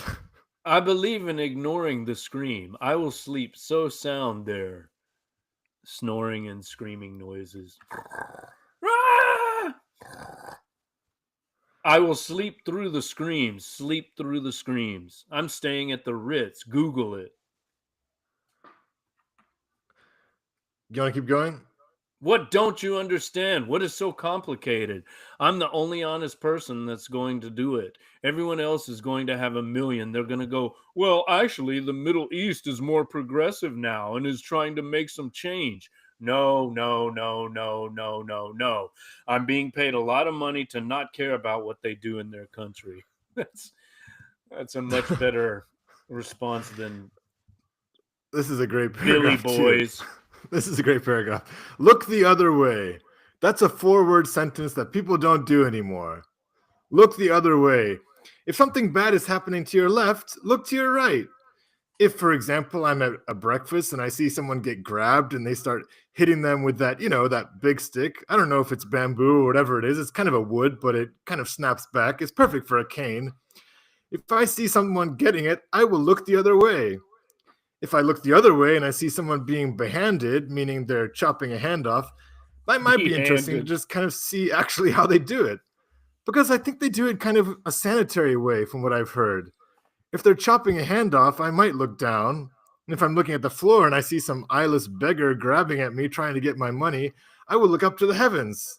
And if in the heavens I see a drone flying over, I will look the other way because I'm being paid enough money to look the other way. This is so hilarious. It's almost And what's Swiftian satire, you know. Okay, last quote. This is the last slide too. Can you read it? It's a bit too small. I'll let you take it. Okay, I guess I'm gonna close it up then. Hey, is the hotel nice? Is it nice or not? Is it nice or not? I'm not here to be a spoil sport. Look up spoil sport. And I'm going to tell everyone what it is because that's not what I'm here to do. I'm not on this earth to do that. Spoil sport, a person who behaves in a way that spoils others' pleasure, especially by not joining in an activity. Yes, correct. I'm not here to be a spoil sport. I'm not here to ruin the good time that everyone's having. Do I have issues with some of the policies towards women, towards the gays, towards the freedom of speech? Well, of course I do. Of course I do. Of course I do. But I believe in my own financial well-being, and I always have, by the way. And I think you better start believing in that, okay? Did I tell you I emailed the Tim Dillon show to ask about advertising? I was going to do a book promotion. And I Interesting. asked, yeah, this was a long time ago. And I got an email from his representative. They're like, oh, yeah, you can do 4 commercials for $10,000 or something like that. I mean, it was an outrageous amount. I'm like, well, how about I just do one? I was just, negotiating. How about I do one Yeah. commercial for $2,000? They're like, nope. You got to submit. You got to agree to the full package. I'm like, well, so how long are these spots?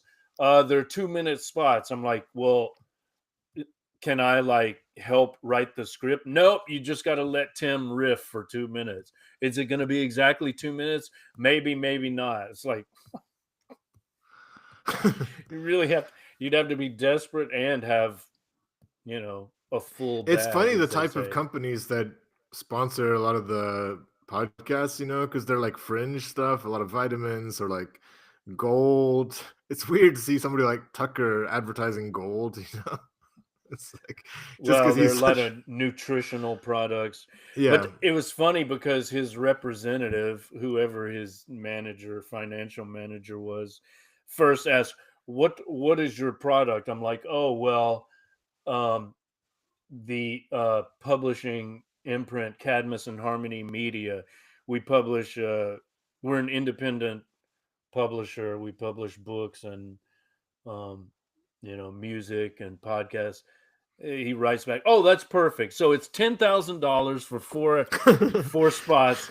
It's like, yeah, I could have told you anything. Oh, we're a child trafficking organization. Yeah, yeah, fine, fine. Four spots for $10,000. Yeah. I mean, yeah, it's good writing. That's again what I think. I mean, I liked your Swiftian comment.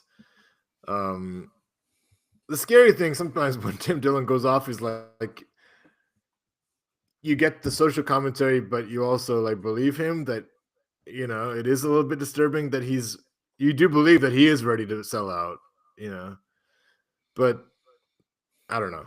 It's but as you said, this quote, if we highlight this particular quote about I'm the only honest person that's going to do it, everyone else is going to have a million, they're going to go, well, actually the Middle East is more progressive now. That's pretty damning. And then if we talk about comments that kind of cut through the butter, Yeah.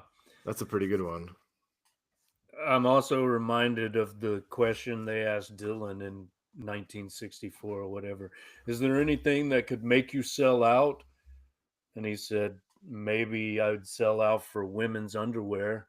And then, like 20, 30 years later, he does the Victoria's Secret ad. or that Victoria's Secret, uh, what is it, promotional CD? Victoria's Secret, owned by who? Oh, yes, Leslie Wexner, friend of Jeffrey Epstein. There you go. So, Mark, aka Ghost of Jamal Khashoggi, do you want to give a kind of final take on Well, this first of issue? all, I wish I was still alive. I didn't enjoy being chopped up into pieces in the Turkish embassy and then Fair sent enough, home man. to mother in a cardboard box. Yeah, I hear you, So man. that's the ultimate thing from my point of view. Okay, I respect I that. don't, at the same time, I don't know that a comedian choosing to accept or decline an offer to perform will make much difference. Certainly won't bring me back to life, Right. uh, I feel you, or bro. or or prevent. You know, will it prevent anyone else from getting chopped up? I don't know, but it might lead to more Pizza Huts in Yeah, in Riyadh. You know, and and hey, that's if a you good ever thing. And if you, yeah, that's a great thing. That's bring it. What did he say? Bringing them more towards us, or pushing them in the right direction. Um, yeah. And if you ever want a U.S. passport, if you're a terrorist and you want a U.S. passport, make sure you go to Jeddah. The embassy there just passes them out like candy. Thank you for that, Tucker Carlson, your latest expose. Oh, that's old news. It was well known long ago, but it's just now becoming respectable to Speaking talk of about Pizza those Hut, things. just a funny thing, we've got an ex Pizza Hut like 100 meters from my apartment here in St. Petersburg. And Mm. some of the rebrands that have gone on from major Western chains have been like more significant in terms of the naming. Like McDonald's became Pizza, Vkusnaya pizza, Tochka. pizza Right. dacha. Well, anyway, yeah, I was gonna say so. McDonald's became Vkusnaya Tochka, which What means does that like mean? it means like tasty period, like full stop. Yeah. Uh, Oh, KFC became like Rostix, but Burger King has kept its name. Starbucks became Stars, and I think like 2 weeks ago, Pizza Hut has become Pizza Heart. So there you go. You can come here for your Pizza Heart, in which I think is English, actually kind of endearing. It's kind or of it's the, in or English, that's the yeah. Russian It's in Russian English. translation. Okay. No, it's in English because it kind of comes off the mouth the same way, which I think is the idea. Remember the place in Vladivostok? It was a bakery called Bread Pit, Bread Pit. Okay, nice. I like that. Yeah. Russians do not lack a sense of humor. No, of course not. Um, You ever heard of Pushkin or Gogol rather? Oblomov. Oblomov, yeah. Big Yeah, fan. this so we're nearing the end of this lengthy Yeah. podcast, which has been brought to you by Vladimir Putin Yes. Thank you, Vladimir, for and sponsoring this pod. our RT and Russian state media. Yes. Um, so yeah, we hope, audience, that you leave this with more questions than answers. And probably that, he without sin, I would like to say, but any kind of self-righteousness on this issue is sus. Maybe.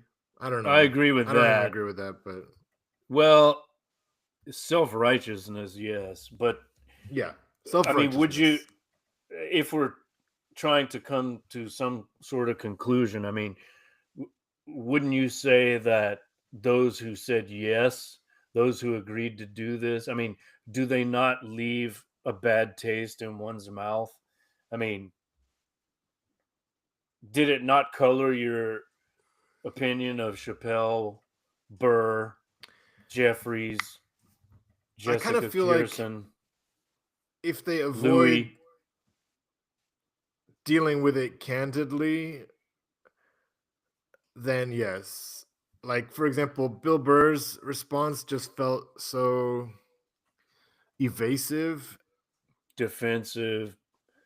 Yeah, so I think if they're willing to take the tone that's, genuine, and Maybe Louis' tone is the best. Maybe Louis' response is the best.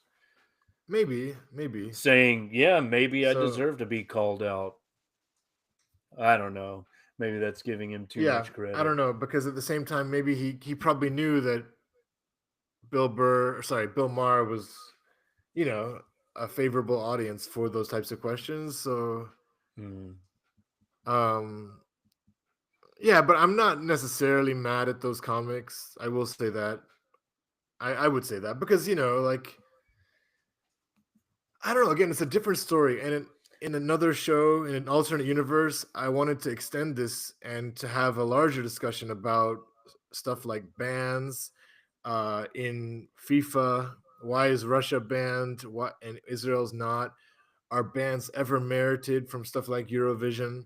So I would like to have Oh, that well, discussion, but yeah, well, in terms of banning, I mean, no one, I'm not saying no one, I'm not saying they can't have the event, right? Okay, fine, have the fucking event, right? But don't pretend it's something other than what it really is.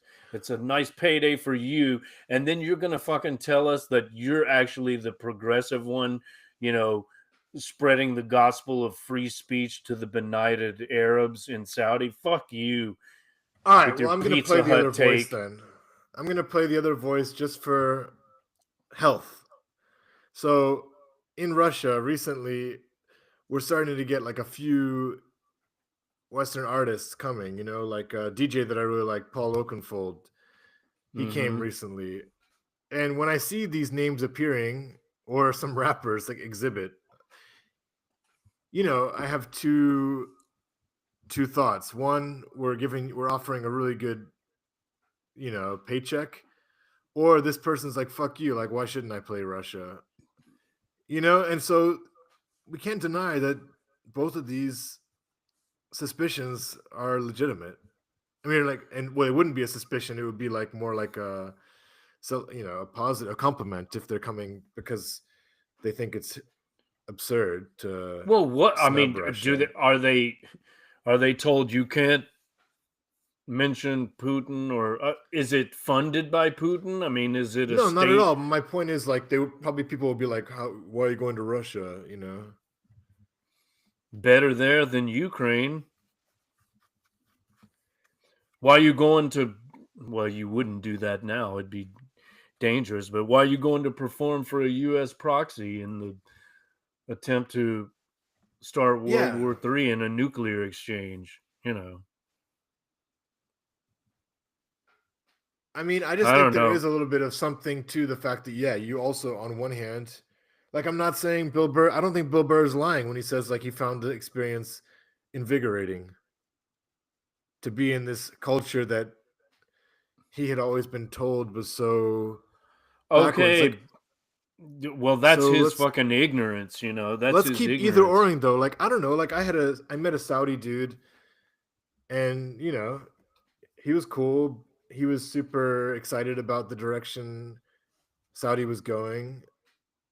That it was like trying, kind of like, you know, in modernizing or whatever you want to call it. I mean, a lot of Saudis want this direction. That's my point, I Oh, guess. okay, but does it not? Again, does it or does it not leave a bad taste in your mouth, or I don't know, leave a ringing in your ears when you hear him Burr say, um, I'm willing to address any questions you might have, but I'm going to wait until all the Yeah. sanctimonious can't stop Or the attacking because bots. The bots. the bots, they're just trying to get paid. Like, oh yeah, because they are calling you out, they're doing it just to get paid on their lucrative live streams like we're doing. I mean, you're the one that got paid, bitch. We ain't getting paid. So Should I offer yeah, one more counter or no? go ahead. Well, I don't know. Like there are some YouTube channels I've noticed, like I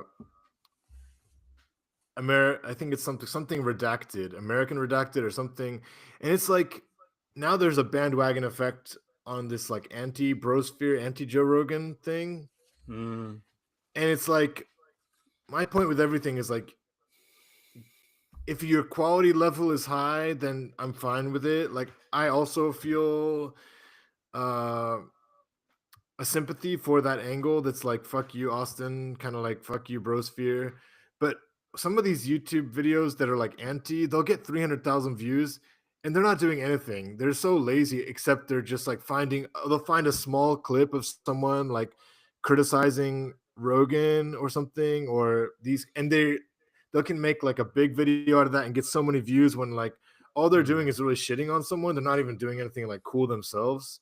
So in a way, like that's disgusting to me too, you well, know? So like there are there grifters. sure there are too many bandwagon jumpers, as you say, no doubt.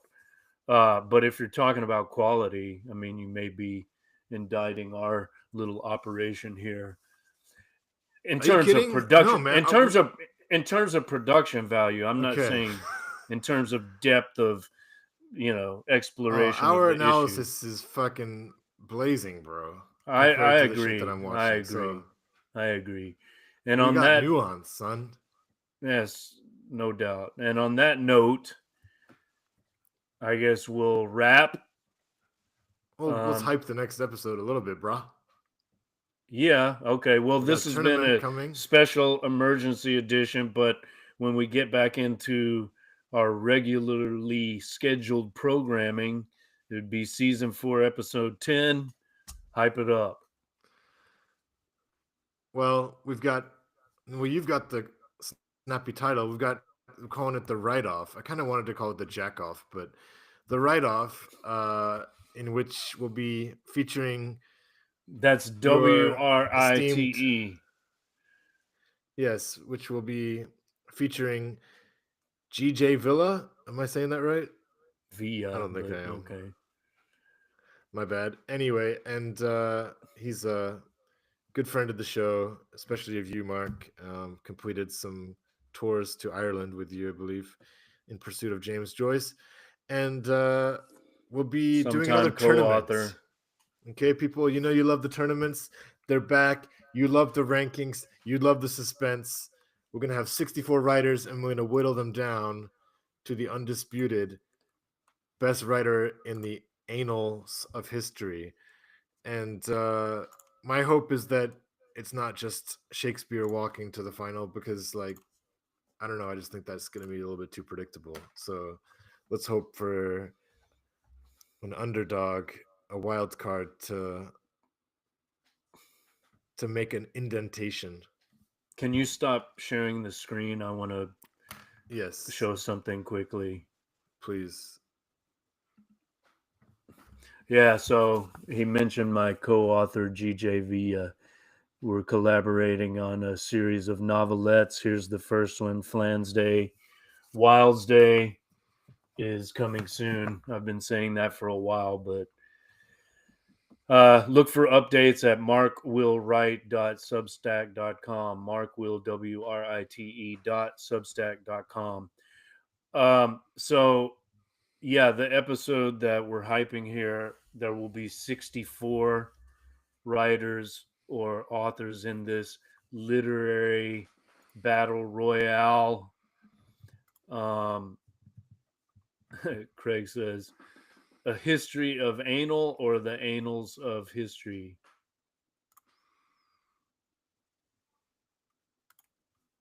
And Abu says both. Oh, Abu Ghraib. That's you. Okay. All right. Anyway, distracted by the chat. So, yeah, so our guest, he came up with a list of 21, the first list of 21. Then I submitted my 21, which, could not overlap with his. And then you're working on your 21 now. That's 63 and 64 is Shakespeare, as you mentioned. How's your list of 21? Do we want to mention any of the contenders or Well, I save it? know GJ Villa has Dr. Seuss in there, which I thought was a little bit sus, and Beverly Clearly, I believe, as well. But Madeline I see Langle. them, I see them going out in the early rounds, to be honest. He's joking, people, in case you don't know. But Well, as you know, you and I already put together an initial 64, so I'm gonna refer back to that. Maybe I'll even do that this evening and figure out who okay, I need to let go. maybe we can share the final Yeah, list of 64 before we start on Substack, just so I don't know. We want to build excitement for this absolutely. next tournament. I'm actually of the three we've done, I'm probably most excited about this one. Maybe the next one will be movie directors or movies I or couldn't hang with 64 movie directors. My knowledge is not that deep. well, we could invite Joe Greenwood. That's true. I could just host and let you and him go at it. No, you can add Paul Thomas Anderson to the list, and who Steven else? Darren Spielberg, Darren Aronofsky, Michael Bay. Yo, Armageddon, bro. Sorry. Sylvester Stallone. Yeah, Clint Eastwood. Oh yes, of course. All All right. right. So this has been the special emergency edition of Texting. Our topic was the Riyadh Comedy Festival. Hope you enjoyed it. Let us know what you think. This has been live streamed. It'll be cooked and edited for YouTube and all these other platforms. We're now on Rumble and Odyssey, and the post will be on Substack soon. So check it out. We'll see you next time. Peace.